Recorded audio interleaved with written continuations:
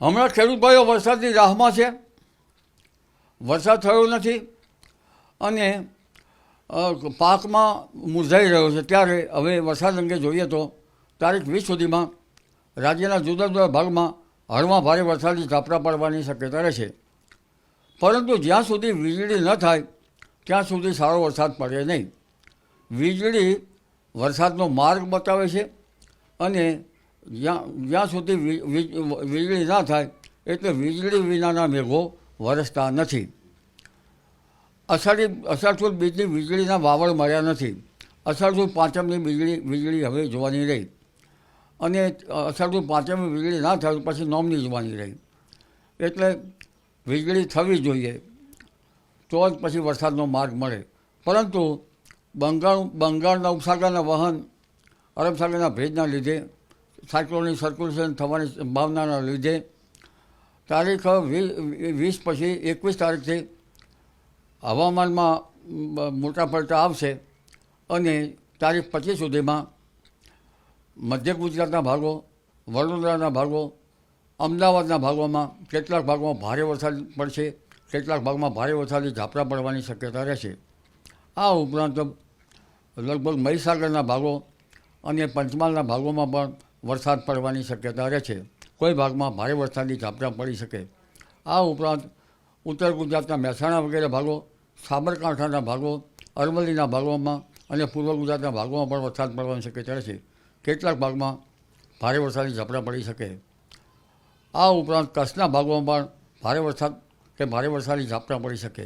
ઉત્તર સૌરાષ્ટ્રના ભાગોમાં પણ ભારે વરસાદની ઝાપટા પડી શકે અને દ્વારકા વગેરે ભાગોમાં પણ વધુ વરસાદ થઈ શકે. આ ઉપરાંત પોરબંદરના ભાગોમાં પણ વધુ વરસાદ થવાની શક્યતા રહે છે.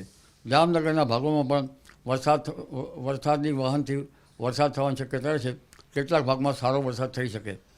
સૌરાષ્ટ્રના ઘણા ભાગોમાં ભારે વરસાદી ઝાપટા પણ પડવાની શક્યતા રહે છે. પરંતુ દક્ષિણ ગુજરાતના ભાગોમાં, મુંબઈના ઉપરના ભાગોમાં ભારેથી અતિ ભારે વરસાદ થવાની શક્યતા રહે છે અને તારીખ 30 જુલાઈ સુધીમાં તો વરસાદી માહોલ રહેવાની શક્યતા રહે છે. જેના કારણે ગુજરાતના ઘણા ભાગોમાં વરસાદ આવવાની શક્યતા રહે છે. 20મી જુલાઈ પછીનું વરસાદી પાણી કૃષિ માટે સારું ગણાય છે. તારીખ 3 ઓગસ્ટ આસપાસ અણધાર્યો વરસાદ થવાની શક્યતા રહેશે અને 3 ઓગસ્ટ આશ્લેષા નક્ષત્રમાં જો વરસાદ થાય તો કહેવાય છે કે આશ્લેષા ચગી તો ચગી અને ફગી તો ફગી. એટલે આશ્લેષાની લગભગ 17મી તારીખ પહેલાં આશ્લેષા નક્ષત્રનું વરસાદ થશે. તેનું પાણી તો જો કે ખેતી માટે સારું ગણાતું નથી. એટલે વરાપ થયે ખેડૂત ભાઈઓ કાર્ય કરવા સારા રહે. તારીખ 9 ઓગસ્ટ બાદ વરસાદ થવાની શક્યતા છે. આ વખતે જો એક વખત ભારે વરસાદી ઝાપટા પડી ગયા તો આશ્લેષા નક્ષત્ર પણ જમીનને તરબોળ કરી નાખે છે. તેનો ભેજ સુકાઈ જાય નહીં તેવો હોય છે. પરંતુ પાણી જે છે એ લીલામાં કૃષિ કાર્યો કરવા સારા રહે નહીં. આ આગાહી અમે લગભગ જેમને માનવી હોય તેને માને અને ન માનવી હોય તેને ન માને અને દાવાદુવી માટે અમે બંધાયેલા નથી અને અમે દાવાદુવીથી મુક્ત રહીને આગાહી કરીએ છીએ. એટલે આગાહીમાં જે ખેડૂત ભાઈઓ અથવા જે સમુદાય માનવી હોય તો માને અથવા તો ન માને, અમે શુભ આશયથી આ આગાહી કરી રહ્યા છીએ. જી.